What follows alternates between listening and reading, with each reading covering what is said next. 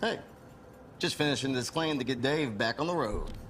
Nice. I wonder what Dave's doing.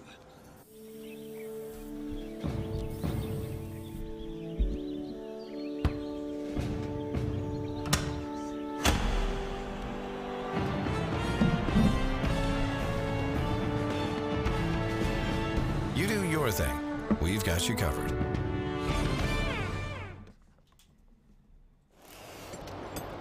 Hey, is the power off on this? I don't know. Just take it off. Safety violation, unsafe work conditions.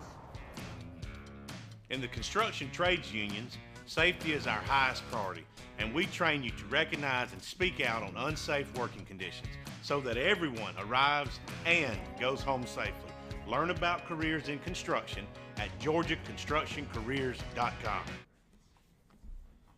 Hello, and welcome to another episode of Keeping It Real with Najeh Wilkins, presented by georgiaconstructioncareers.com. Today I'm going to be joined by Phillip Dukes from Auburn 247 Sports. Going to talk to him a little bit about the scoop. He's one of the best in the industry right now. He's had a lot of growth the last 2 years. And then we'll be getting into Tell the Tape with Eric Hart. We'll also talk about Brayden Peck from Iowa as well, his tape. We'll get into that. And then top 10 headlines. That's headlined by the reclassification from the GHSA. Some teams, some moves, kind of surprising. Some teams staying in 6A, some teams moving down to 5A and 4A. So we'll talk a little bit about that as well. But without further ado, let's bring them on. What's going on, Dukes? Hey, what's going on? Can you hear me okay? Yes, sir. Hey, you good, man? How about you?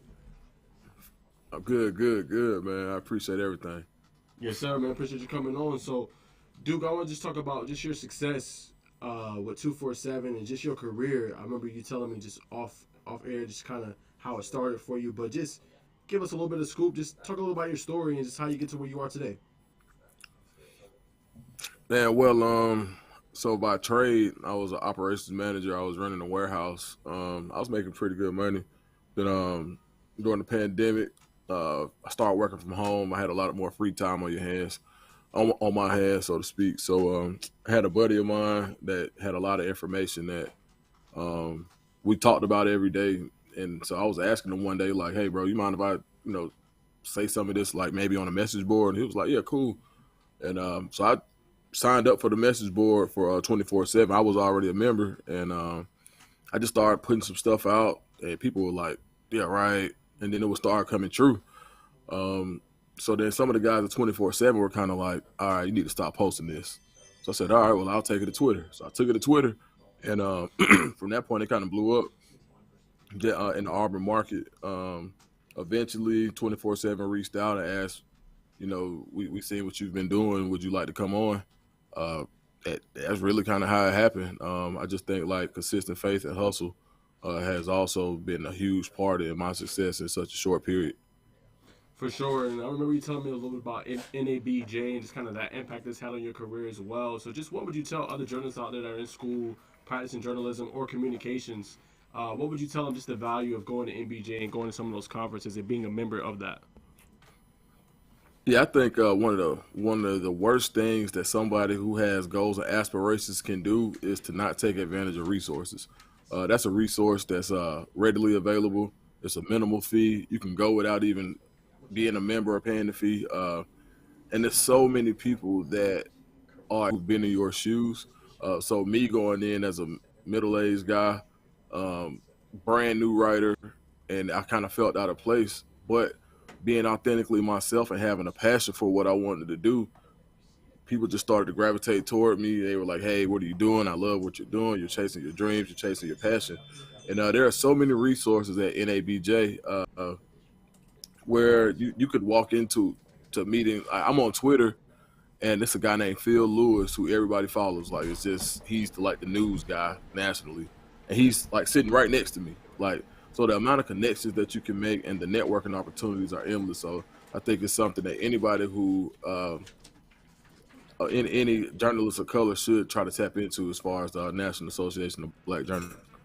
Yes, sir. And then I want to kind of expound on what you were talking about. You kind of just was like, you were middle-aged coming in, not knowing to be, but you always were able to kind of get the scoop and, kind of say things that ended up happening. So what would you just tell people? Sometimes you see people get in different industries at certain ages, what would you just tell somebody that want to transition like you did and maybe another industry? What the best advice would you just give them as far as just transition and maybe just at that middle age when they're like, man, I can't do it, but you're doing it. You're a good example. You're excelling, one of the best in the industry. So what would you say?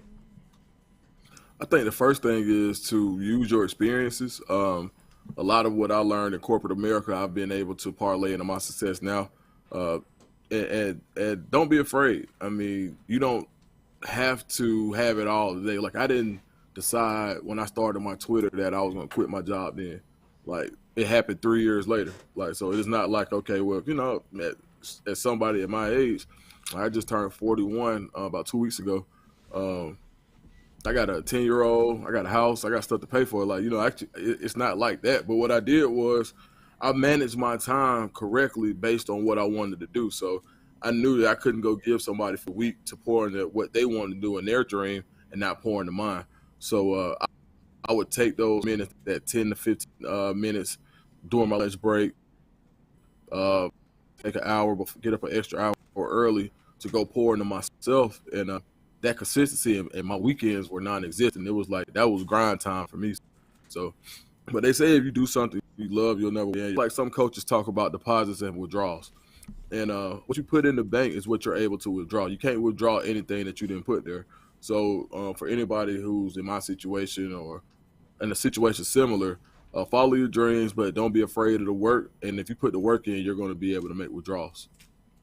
100%. And for you, Dukes, just how important is it in this industry and being in journalism and being at this degree, how important is it to build relationships and have rapport with people? Just kind of speak to that and attest to kind of how important it was for you just to kind of build those relationships with players, parents, other fellow members in the industry. Just talk a little bit about that. Oh, it's everything. So there's an old idiom that says your net worth is your network is your net worth. So basically, the people that you are around, the people that you associate with, that you communicate with, you never know who's who. I always try to make friends, and not necessarily make friends, but I'm never afraid. There's not a meeting I won't take. There's not a conversation I won't have. There's not, I'm already a people person, but I've learned that ability, or I would say that gift, or however you want to call it, with me liking to run my mouth pays off because, you know, I was just at the SEC media days, and I'm just sitting at the bar, chilling, drinking a beer, and watching TV, and I just strike up a conversation, and this guy just happens to work for ESPN, and he just happens to be a guy in talent, and he just happens, you know, you just never know like who you're sitting next to and who you're talking to. Now, it's not like that turned into a job today, but I made a contact. I'm happy where I am right now.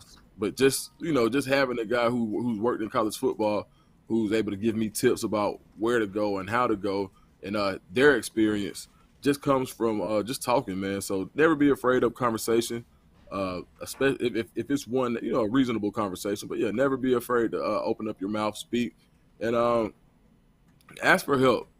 If you don't understand something, I think your network and who you talk to, questions are so good for those who are seeking direction. Ask if you don't know something. Like, just don't assume, and don't think that people don't want to talk to you.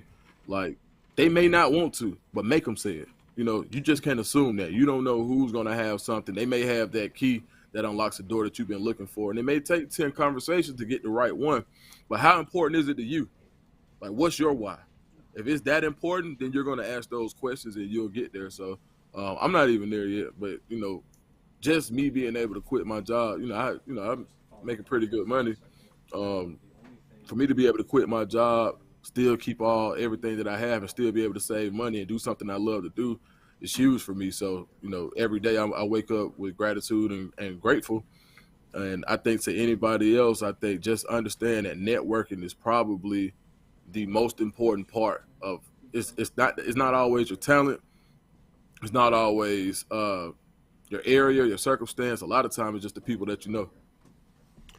Well spoken. Yeah, you're dropping dimes today, so anybody that's watching, definitely go back and rewatch. I mean, it's so many dimes you could just take away from this convo with Dukes, man. He's really dropping the science on it. But I want you to elaborate, Duke, just a little bit on just working for 247. What's like your day-to-day, man? I know you be having message boards to listen and read and kind of answer to. You be having, different people you have to talk to as far as players and articles you have to put up. So just talk a little bit about that. What's your day-to-day with 247 every day?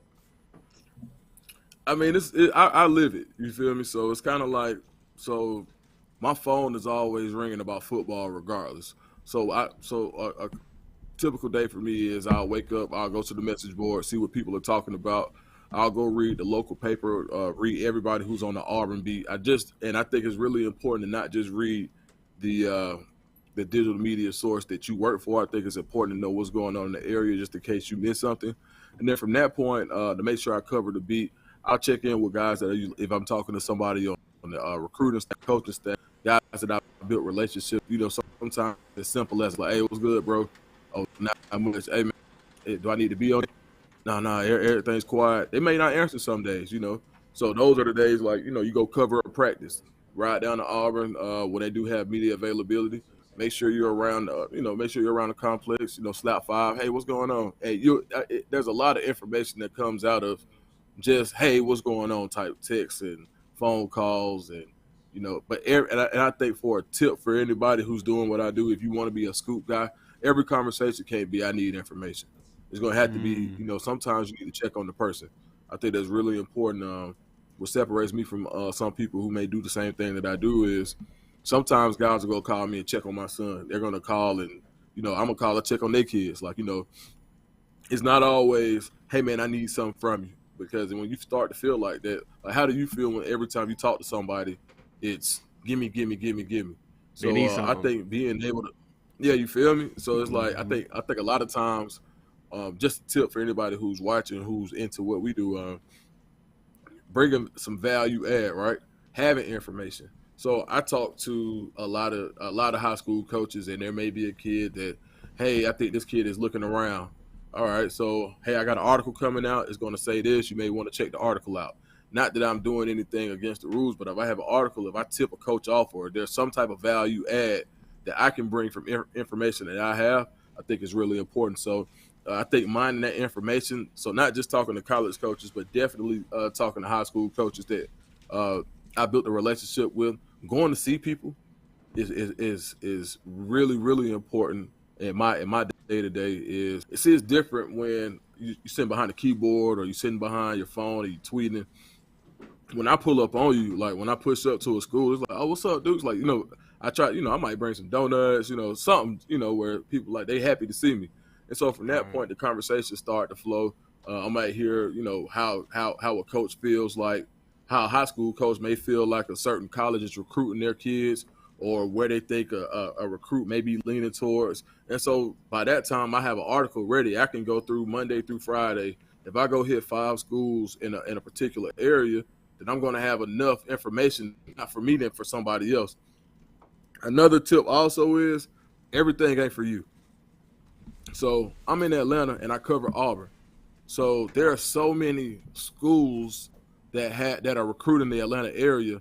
Sometimes I may get information that's not for Auburn, and I may not, and I don't work for, let's say, a guy at Rutgers or a guy at Ohio State.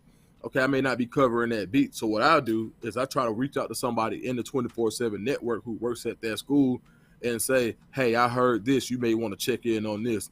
What that does is now you have somebody who's looking out for you in their area, because right now there's a quarterback in Ohio that Ryan Montgomery that Auburn is recruiting heavily, who there's a beat writer up there that's going to say, hey, Dukes, I heard this about Ryan Montgomery. You may want to check in on it. So I think that's another part of it too, is building my network is something I do on a daily. Like if I get anything that helps somebody else out, I'm making sure that I'll reach out to our regional director 24/7 and say, hey, can you give me a number on this guy in this area? And I reach out and make a friend. So my day is usually reading message boards, reading information about my beat, and then going out to look for information. 100%. I mean, great. Again, another great nugget, just describing the industry and what you can take. I mean, I'm going to definitely go back and watch this because you're dropping the science today. But In terms of just evaluation, right? You've been around the Auburn program. What do they look for? Now, I know every position is different, right? You got offensive line, guard, tackle. I know they look for size and different projections. I know they look for different things at skill positions. But if you could sum up just overall, what does Auburn look for when they kind of evaluate talent? What do they want when they evaluate, and what kind of players and persons do they kind of want to bring into their program? Definitely, you want people who buy into a culture of servitude. They want guys to be door holders. They want guys to help the elderly. They want guys who are going to treat young kids with care. They want good human beings first and foremost.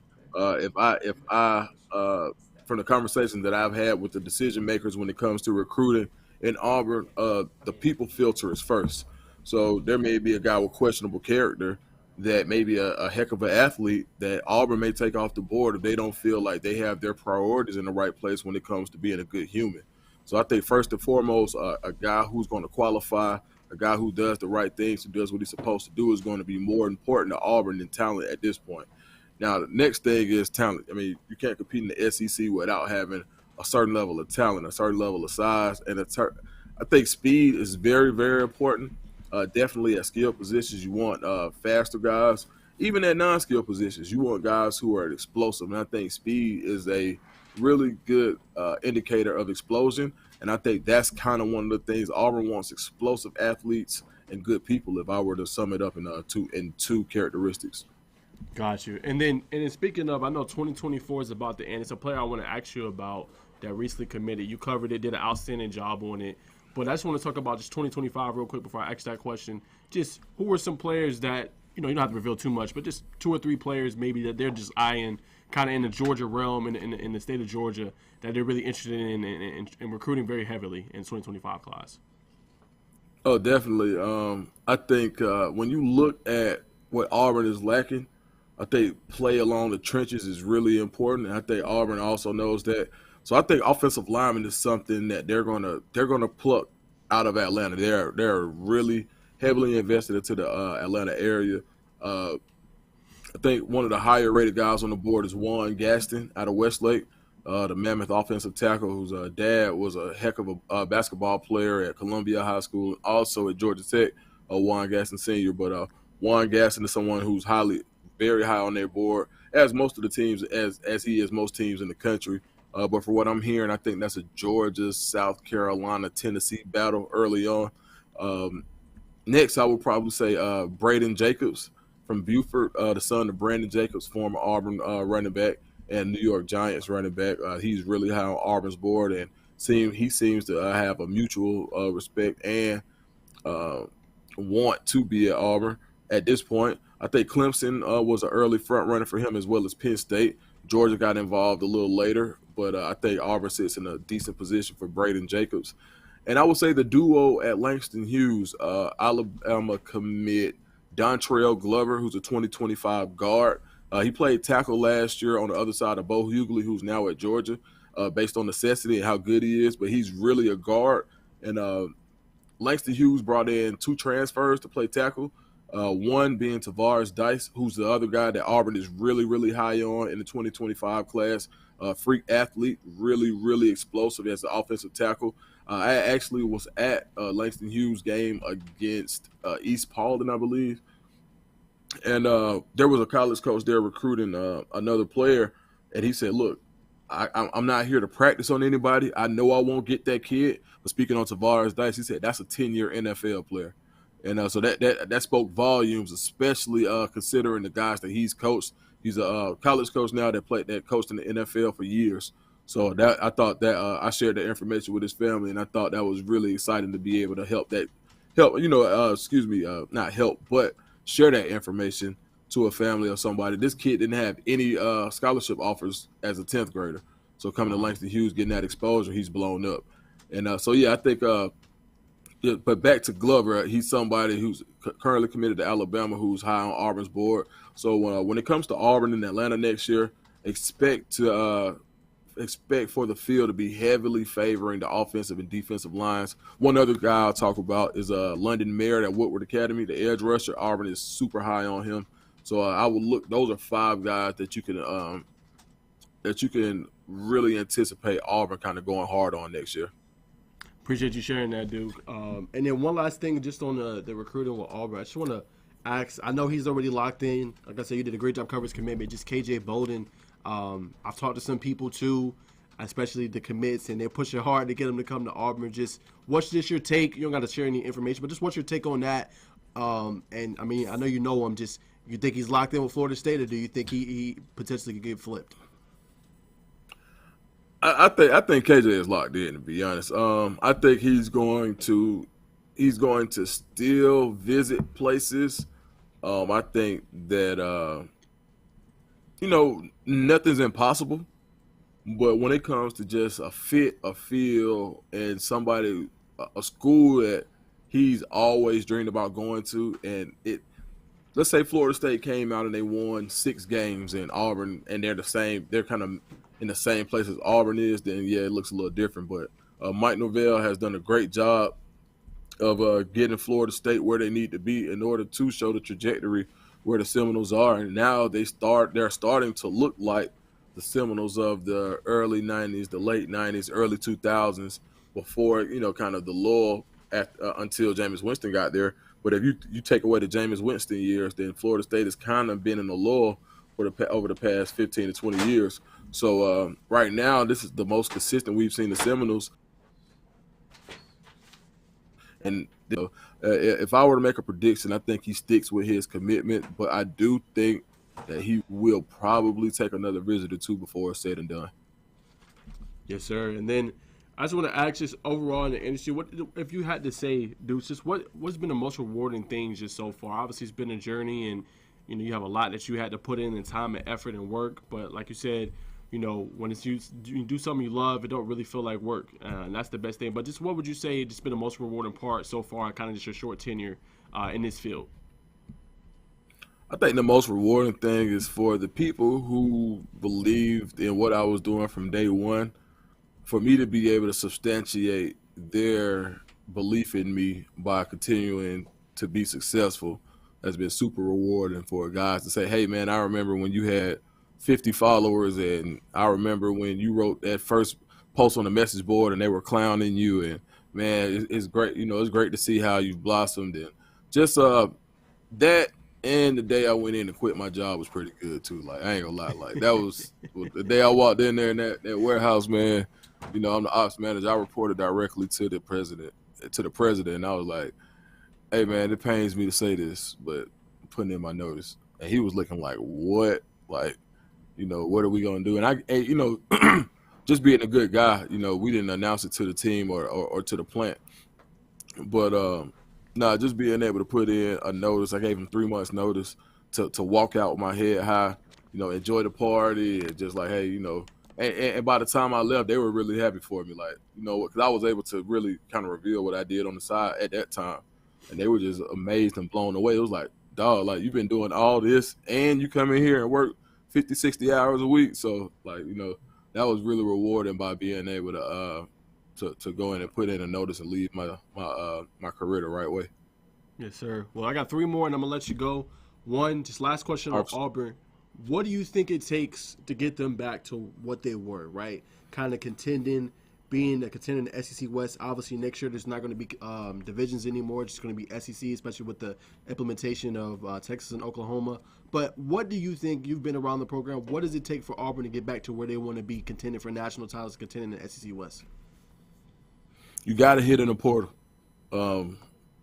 Whatever you recruit out of the portal, you got to hit on. You can't miss in the portal. I think that's super important because the portal can be, as you've seen with different programs around the country, even Colorado. Like, Colorado's not a 10-win team, but to go from a 1-11 team to what they are now, 4 wins versus 1-11. They're playing with house money now, but they've done it through the portal.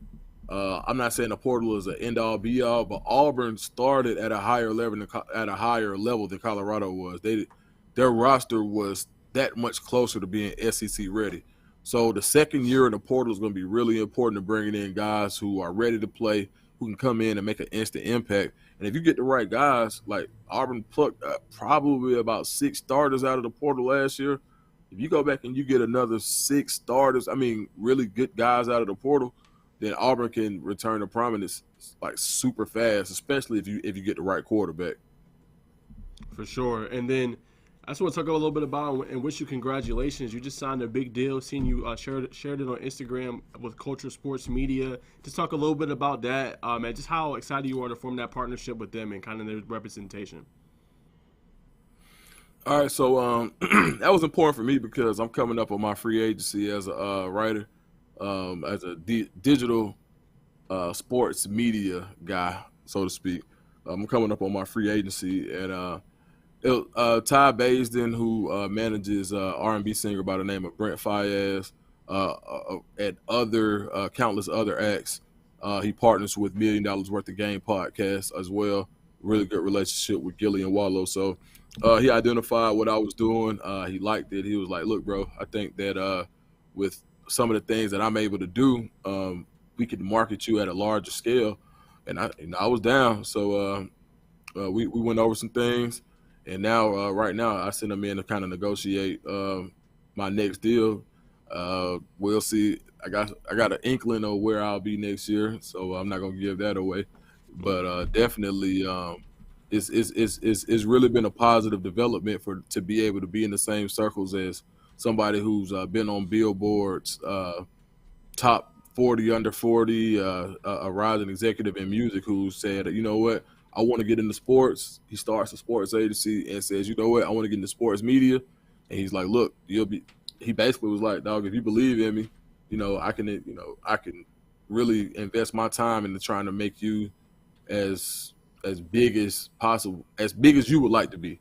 And I agreed with his vision. So now it's been really cool, and getting free tickets to go see Brent Fayez don't hurt either. So no, definitely not. Good to see him up close and personal and sure. See him perform his art. No, that's definitely great. And last question, right. I know you got a family, you got children, you got a son that's 10 years old. You got, like you said, your mortgage stuff. Just, how do you just balance it all? I mean, that certainly can't be easy. This is an industry that can take a lot of your time. Sometimes you can work over, 50, 60, 70 plus hours, just depends. Just how do you balance that all with having a son? And I seen the other day, just wanted to commend you, just, you said had like a rough game I remember seeing, but you were just encouraging them and just showing them how important, and especially being, African American, that's really important, especially at that age. So I just want to commend you for that, first and foremost. But just talk about that and just being able to balance that all with being great at what you're doing, but also being a father and being a parent and being a great role model for your son. No, man, I appreciate that. That was a tough one, man. That was a championship game. That was his first time. Out of necessity, he needed to play quarterback, and he threw a touchdown pass, but he also threw a pick. And then he dropped one, and he was like, man, he was so frustrated. So I said, let's go out here and get some work in. Like, we ain't gonna sit on. That's the only way you're gonna feel better if we do something about it. And we go out, and he's working, he's doing his drills, and he drops like 3 balls in a row. The last one you might have saw, he was like, oh man. He just got really, really frustrated. And I just told him I loved him. Like, hey, dog, like, I don't really care nothing about football. I care about the effort. Like, you said you wanted to do something. That's what we on. And, I told him I loved him in the middle of, practice. And he just perked up. And it just the way I balance is like, man, my mom growing up, man, she worked 3 jobs. It was just me and her. We stayed on a street called Jadis Drive off Washington Road in College Park. And it was just us in there. After my sisters had left, it was me and her. And she found a way. Like, she'll wake up in the morning, go teach at Tri-Cities, get off, go tutor at the orphanage, get off from the orphanage, and then go work the basketball game. So sometimes, like, we might not get home till 9:30, and we've been gone since 6. But, she figured it out. So I ain't never, like, wanted to, I guess, take her risk, not her risk, her sacrifice for granted. Like, I always like, man, my mama can do it, doing stuff that she might not even feel like doing. Then, I get the chance to go to work. Then I get to go talk football. Then I get to go throw the football with my son. So it don't feel like I got to. It feel like I get to. And I think that's the most important thing. Like, it feel like I get to go do all this. I get to go, like, you know what I'm saying? Like, my pop, he was, my daddy, my daddy right now, I'm 41. My daddy will be 81 in a couple weeks. And so he had me when he was 40. So by the time I was that age, it was old. Like, he was not old, but you know what I mean? He wasn't trying to get out there and throw no football around or go, so I don't take that for granted, and no disrespect to Pop, man, 'cause he taught me a lot of stuff that wasn't never going to be on the field. It was other stuff he taught me. But at the same time, just being able to be at a sweet spot where I still got enough mobility to go out here and run drills with my son and show him exactly what to do. And so it don't feel like I got to, it feel like I get to. So if I said anything, taking that attitude is how I balance.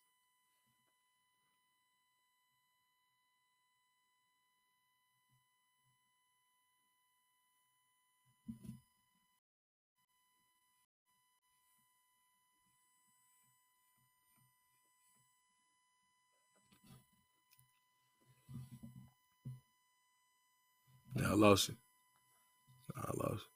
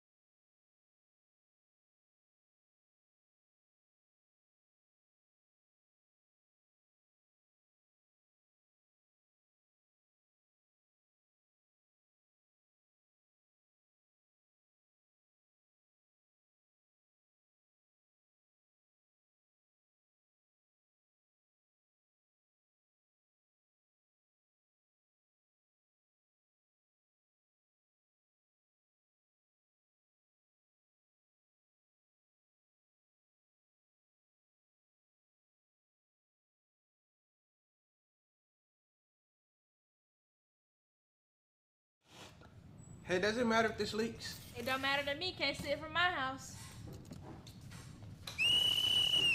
Illegal use of hands, improper training. GeorgiaConstructionCareers.com has 14 different highly skilled trades with tuition-free training in our certified apprenticeship programs to train you the right way. Find your career at GeorgiaConstructionCareers.com.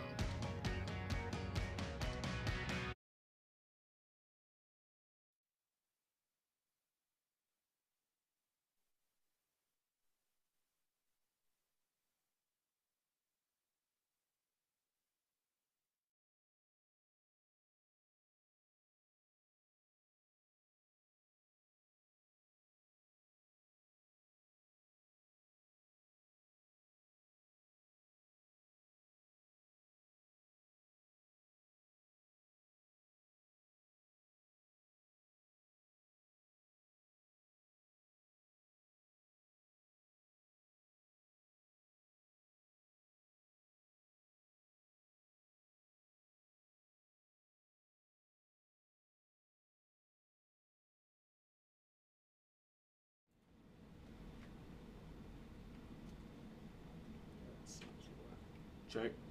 Yep.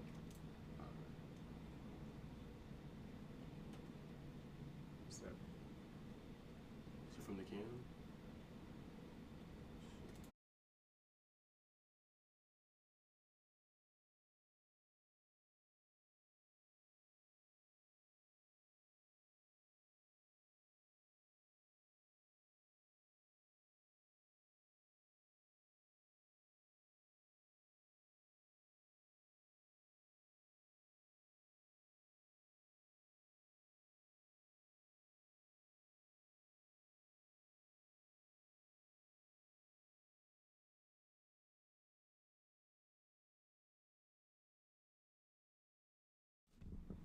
Check, check.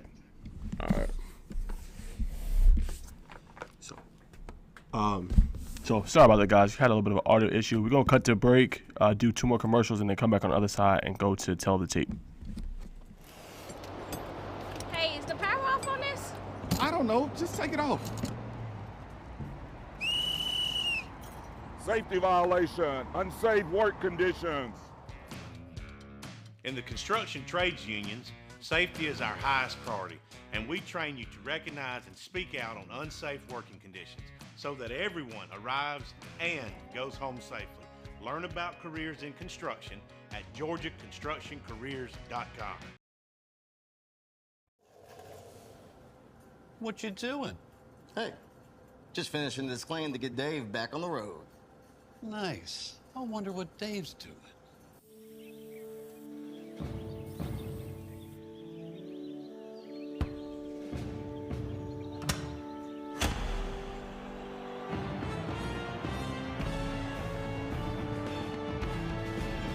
You do your thing. We've got you covered.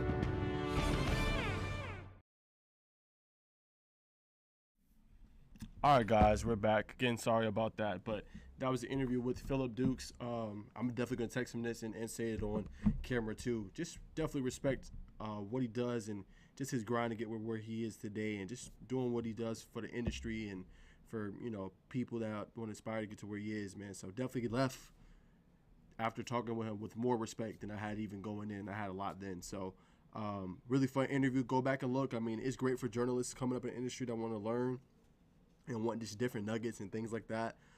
So it's a whole 30-minute interview. It didn't go out until towards the end. So definitely go check out the first, 25 minutes, man. It's some great content. But nonetheless, I got some tell of the tape today. We're going to look at 2 players.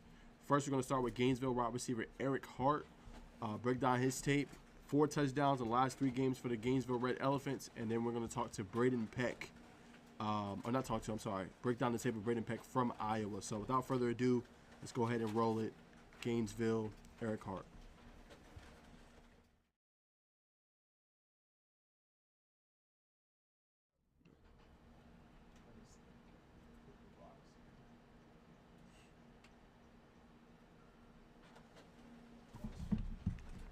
Hold on, y'all.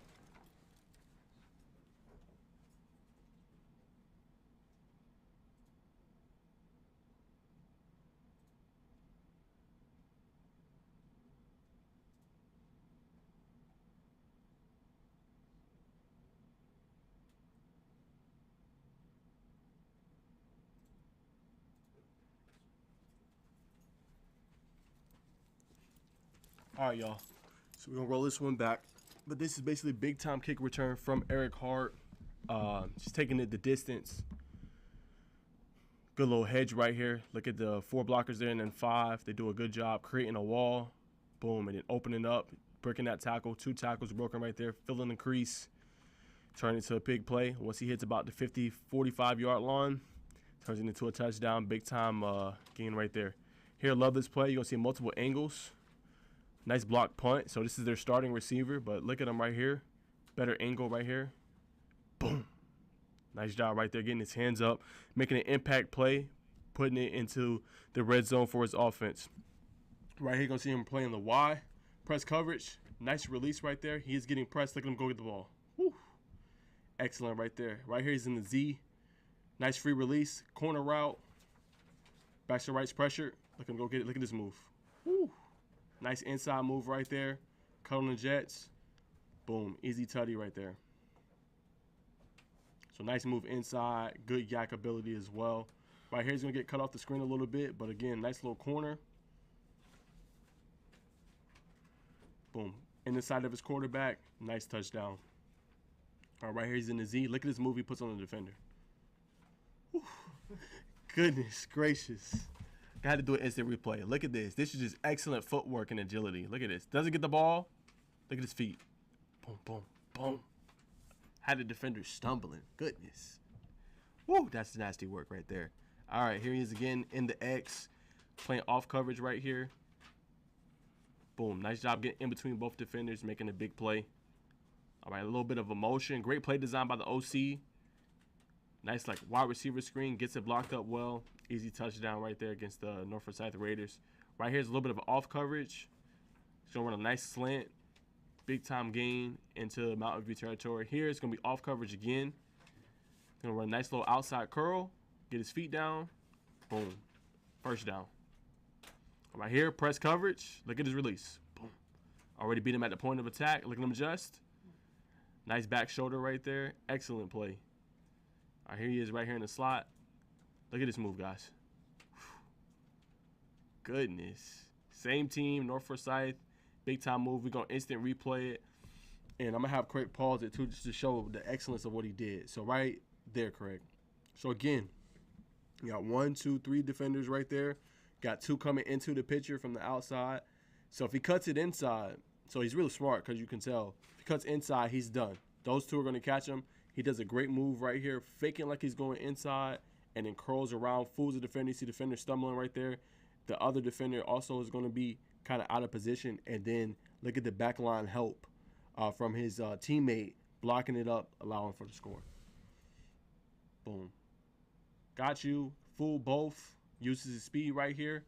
His friend Trevian Watson, who's committed to East Tennessee, helps him out there on the block. Easy touchdown for Eric Hart. Easy money right there. All right, here he is right here. Again, just off coverage. Allow him free release, but does a good job right here just blocking. Getting the defender out of the play. Allowing a big-time gain right there. Here we're going to see a little bit of motion. Same thing. Does it on all facets of football. Looking to get him out of the play. Big-time gain. Easy money right there. And then I'm going to have Craig roll this play again because it's just a tough play. So pause right here. So in that play, you're going to see the defender actually dive at him, kind of bring him down. I don't know why the flag wasn't called, but he still come down with it. Watch it. Beats him off the free release. Boom. He grabs him, tackles him, still catches the ball. I mean, that's nasty work, man. So that's what Gainesville has on the outside. Trevian Watson, who's a speedster as well. Great receiver, about a good 6 feet. And then you got Eric Hart, who's coming into his own, playing us a really good ball right now. So very impressive tape, man. He's going to be a weapon come postseason time, which is only about a week away. But yeah, 4 touchdowns in 3 games really impressed me. It doesn't really matter what you do. If you allow him to do a free release, he's going to kill you. If you play press, he has good enough of footwork to make you kind of stumble and just make you look silly, man. So he's a tough cover. Definitely got to bring a safety over top if you're going to try to stop Eric Hart. So great film right there from Gainesville. Really impressive tape. We got one more before we talk about some of the games of the week. So let's go ahead and roll that. Yep.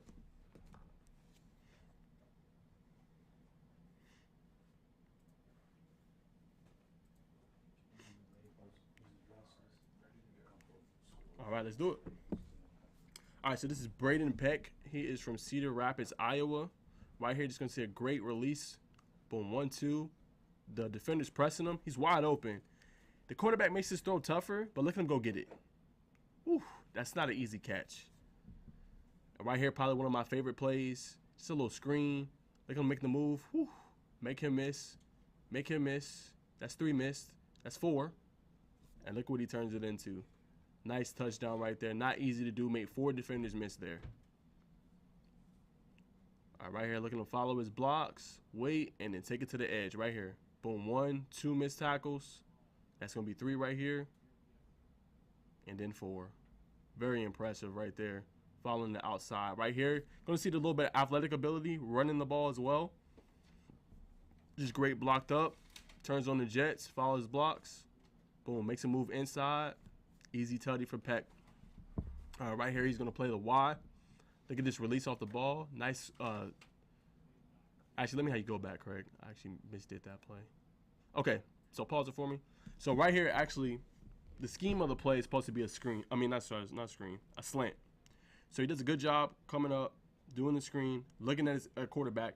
Me and Craig talk about this all the time whenever we go to games. We always say the issue with receivers is they will stop running after, like, they don't get the ball as soon as they make their route.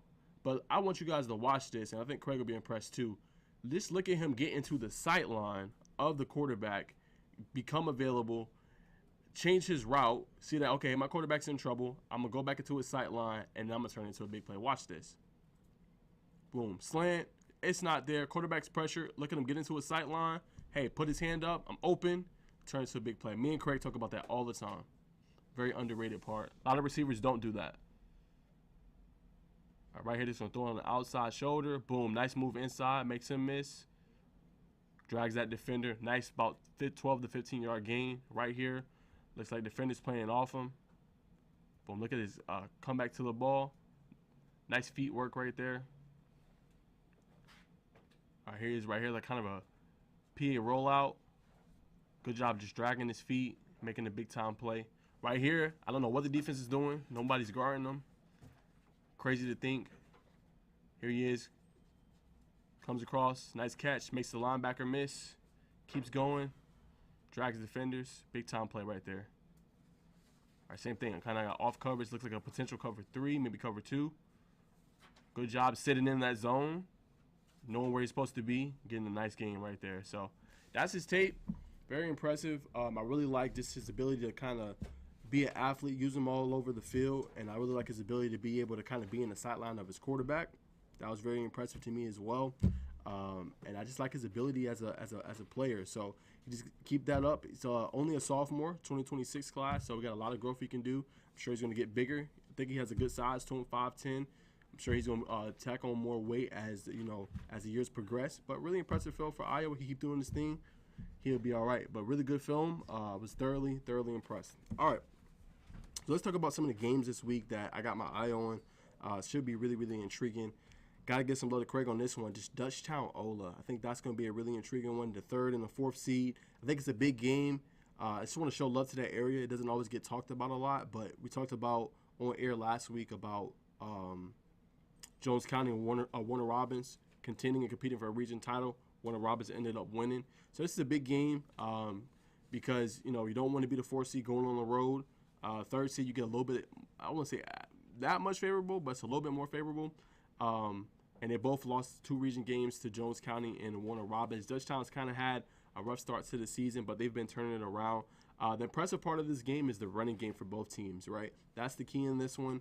If you look at Ola, they got some really impressive young guys. You'll like this, Craig. Caden Way, 628 yards and 4 touchdowns this year. And then they got a freshman called Najeh Newkirk. He has 743 yards and 13 touchdowns this year. So he's been doing this thing. They're great in the running game. They pass it a little bit, but I think the focus of their offense is the running game. So that's going to be interesting to watch. Can Dutchtown and their defense slow down that running game and not allow them to kind of get chunk plays and chunk yardage? And then a really interesting note about Dutchtown is 4 of their losses this season have been by 1 score. 4. So they've been battling, they've been competing. Their last 2 games, their offense is picking it up, 42 and 41 points. My eye, again, is on the running game. Shane McCoy, last game, ran for 147 yards and 1 touchdown. So both of these teams can run the ball well. It'll be interesting to see which run defense will be better and can limit the other team. Also got to keep your eye on special teams. But I'm going to roll with Ola with the victory. That's my prediction for this game. Should be really intriguing. Now this one, Parkview Grayson, right? It's kind of crazy when you think about, and I actually wrote about this this matchup earlier this week on Tuesday. Grayson is 11-4. Grayson had won 5 in a row up until last year when Parkview got a much-needed 28-21 win against them. So it's big time because it's a region championship on the line. With Grayson, they win it. They win a region. If Parkview gets it, they need Newton to beat Archer. So it's really intriguing storylines. And I'm going to be honest with you, man. And Craig brought up great point post game, too, and I keep thinking about it. Just with J.D. Davis, and he talked about what you've seen And Brandon Adams brought up a really great point. He said his growth and maturity from just his junior year, his first year as a starter, to now.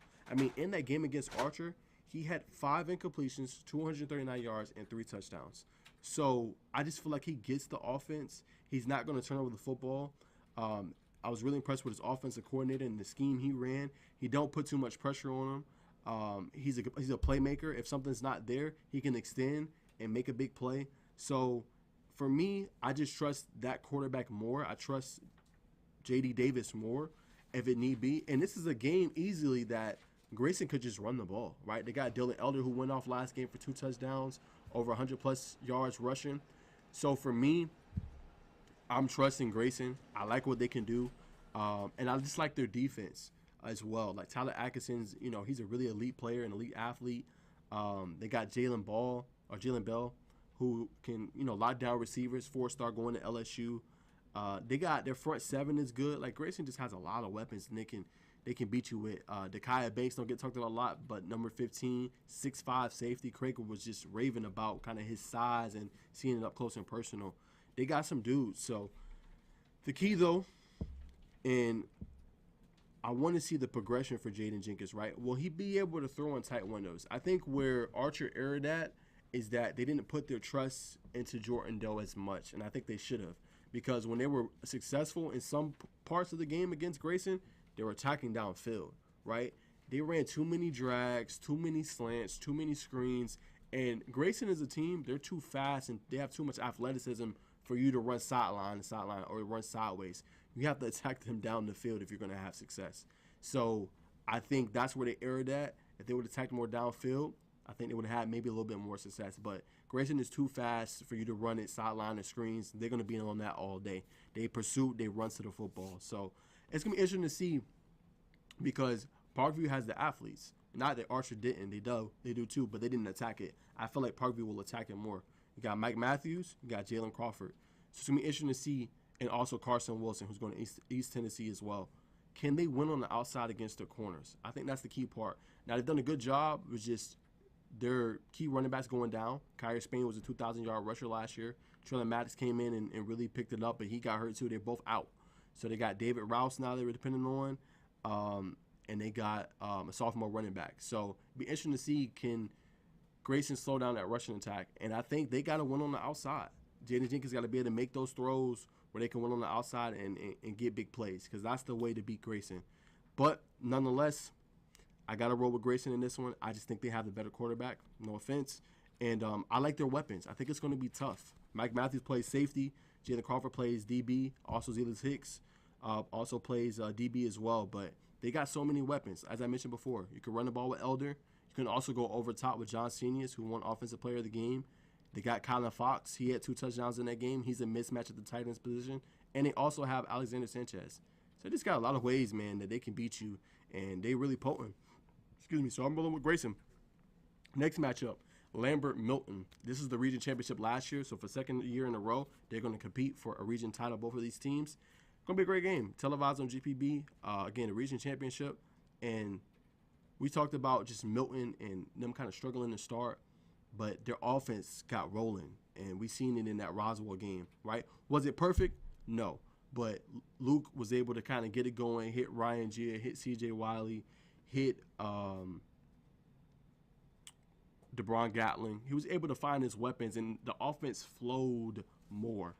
And that's when it kind of got going. And then, they went off on the Thursday night game they had. He set a school record, 457 yards, and I think he had 4 or 5 touchdowns. So that offense is rolling. It'd be interesting to see Ken Lambert slow it down. They got a lot of playmakers and players you can get the ball to that can be a problem. And leaving that Roswell game, when we seen on TV, we was impressed with their D-line. And I think their D-line has gotten better and better. I still think they have one of the more talented secondaries in the country. So it's going to be tough sledding for Lambert. But they got to run the ball. They got to get Tommy Lafayette involved. I think he's so underrated. The kid can play and tote the rock. And the key is going to be same thing. Can Cameron Bland, can Christian Smith, those are my X factors for Lambert. Can they win on the outside against that secondary? We're going to find out. I think if they can lean on Tommy to run the ball, get him involved in the passing game too, and then open it up and throw the ball deep, they'll have a chance. But Nonetheless, I'm rolling with Milton. I think they win that game. I think it'll be a good one, but rolling with the Milton Eagles to win another region title and extend that. Was it at 32 now? 32 region game streak. So I'm rolling with them. All right, last game, Alpharetta and Roswell. All right, so if Alpharetta wins, it'll be interesting because they force a three-way tie, especially if Blessed Trinity wins. Blessed Trinity beat Alpharetta last week between Roswell, Alpharetta, and Blessed Trinity. So it's a big game. With the win, Roswell, they clinched the region title. Alpharetta has some really dangerous weapons that don't get a lot of love, but he's starting to blow up. Sean Wilson, he's been having a strong 2024 season, an all-state type of year. And they also got Georgia commit Ethan Barber. So they got some playmakers that could be problems. So it'll be interesting to see can that secondary kind of slow them down a little bit and make it tough for him. And I got to give some love to KJ Smith. He's been having a good season, starting to get a little bit more offers coming in. He knows how to feed his playmakers. Me and Craig was really impressed with Saquon Smith, who's not only a threat in the passing game, but he's also a threat in the rushing game. Had a 100-yard game recently. So Roswell has a lot of ways they can attack you. If you put too many in the box, 8 or 9, KJ Smith can throw it to Dylan Williams or Saquon Smith, and they can make plays in the open field. If you play in more pass, they can run the ball with Saquon Smith and Nakai Davenport. So I think it's going to be interesting to see kind of who comes out on top in this one. But those are the key things to watch for. My impact player for Alpharetta to watch for is going to be Ashton Moore, right? We analyzed his tape last week, and what was really interesting was how he was knifing through defenses, right? How he was able to make big plays, how he was able to disrupt the passer, how he was able to just disrupt the whole offensive game plan. All that stuff is key. So if he can get in there, force some fumbles, make it tough, get kind of KJ off his spot a little bit, pressure him, that's going to be one of the players I'm watching for in this one. But nonetheless, I think it'll be a good game. I think it's going to be high scoring, but I'm going to roll Roswell with the win. Should be a good game. If I had to do a prediction, maybe 48-41. I think it'll be a high scoring game, but should be really good. So to wrap up the show, we're going to conclude with the top 10 headlines for the weekend. We're going to take one more quick break, thank our sponsors, and be back on the other side. Hey, is the power off on this? I don't know. Just take it off. Safety violation, unsafe work conditions. In the construction trades unions, safety is our highest priority, and we train you to recognize and speak out on unsafe working conditions so that everyone arrives and goes home safely. Learn about careers in construction at georgiaconstructioncareers.com.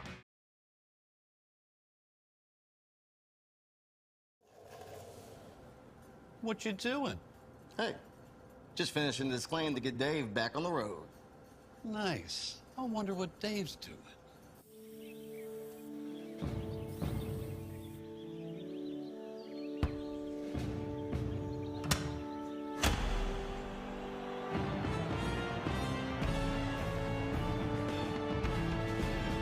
You do your thing. We've got you covered.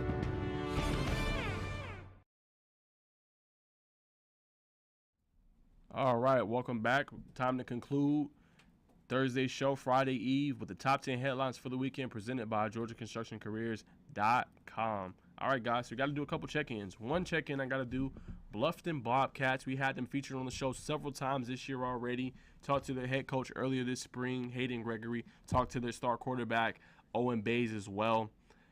They are hosting their first playoff game in 7 years, so that's big time. They've been having a good season. Him, Carnell Warren, their special receiver, they say best in South Carolina, they think, number 1, Brandon Bryant. So that's going to be interesting to see. Definitely going to stay tuned with them and see how they do, but they host their first playoff game this Friday night at home. I know it's going to be a fun place to play this weekend, so congrats to them. That'll be a fun storyline to watch for, see how far they can advance this year. All right, number 2. Jacob Wilkins officially committed this past Tuesday on Halloween to Georgia, who is just absolutely nailing their recruiting class. They just got 5-star Asai Newell, who's a 5-star commit, excuse me. And then last year they had Lamarian Jordan from Norcross they got in the 2023 class. And now they get Jacob Wilkins, who is a heavily coveted player. It was between Georgia and Virginia. Georgia, if you guys don't know, that's where his dad went to school, Dominique Wilkins. And he's kind of viewed as the best Bulldog to ever put on a uniform in the basketball program. So interesting to see him go that way instead of Virginia, where his brother went and is now the assistant coach at the Virginia Cavaliers. But no, he's going to Georgia. Michael White is nailing that recruiting class. I think Georgia's going to be a team to watch for in the SEC come basketball time. If not this year, definitely in a couple years. Jacob is definitely on that list as far as great talent. We know Anthony Edwards went there and had a big impact and a great time there, and we see what he's doing in the NBA now. So I think a great move, and he's going to be a fun prospect to watch. He plays for Grayson, just transferred from Parkview. So as I've been saying, and Craig always says, Najeh, you call him early. I did miss out on my Peachtree Ridge when they did lose to Norcross, but that's okay. It came down to the last game, but I think Grayson's the favorite in 7A when it comes to basketball. So that's going to be a good team to watch, and congrats to Jacob Wilkins on his commitment to Georgia. Number 3, got to talk about Tech. Had some really good visits recently. Caleb Holt, the 5-star player from Alabama, and then Akai Fleming, the 4-star prospect from Osborne here in Georgia. They just visited Georgia Tech last weekend. They're just some superior talents, really great players, can fill it up on you, can score in bunches, get anywhere on the court, and they can get a basket, defend at a high level and at a high rate. Really great players. So it's going to be interesting to see.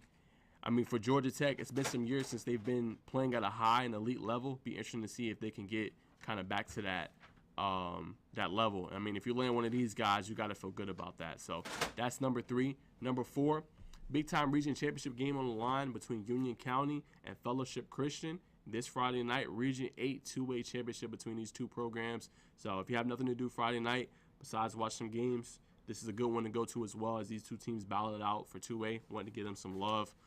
Will be a really interesting championship game, and they get to host a playoff game for the first 2 rounds if they continue winning. So that'll be interesting to watch. Number 5, McEachern basketball released their 2023-2024 schedule. And the best games to me, they got to play, looks like Grayson twice. One November 11th, and then they play them later in the year. They're going to play Kell, who's the defending 5A champion.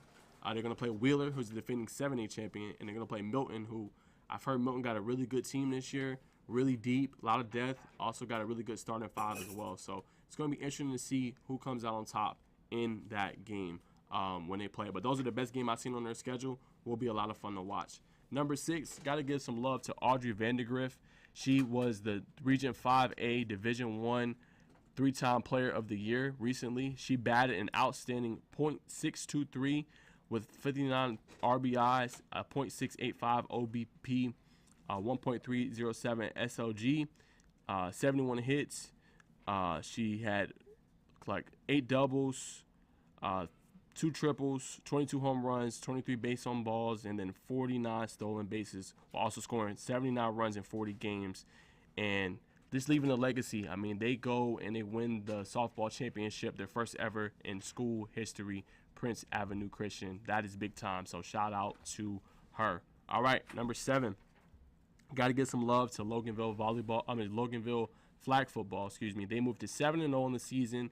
They had some big wins recently against Newton, who's 21-0. Rockdale, who's 7-0, beat Newton 21-0. And then CB Bowman, she had 2 touchdowns in that game recently against Newton. So a big time performance from her. All right, number 8, softball players selected to the all-region first team. I got senior infielder Emma Lee Freeman, senior designated pitcher Sarah Musgrove, freshman pitcher Tina Benton. Second team was senior infielder Brinsley Strickland, sophomore infielder Reagan Watkins, and the freshman outfielder Kennedy Patrick were some of the ones that made that list for second team. So shout out to them. Great news right there as the softball season comes to a close. All right, number 9. Got to give them a shout out. It's the first player in MLB history to do this. Will Smith, he won 3 consecutive World Series titles with 3 different teams. So that's pretty incredible. Astros, Braves, and then recently with the Rangers. So he actually played his high school ball here in Georgia at Northgate with the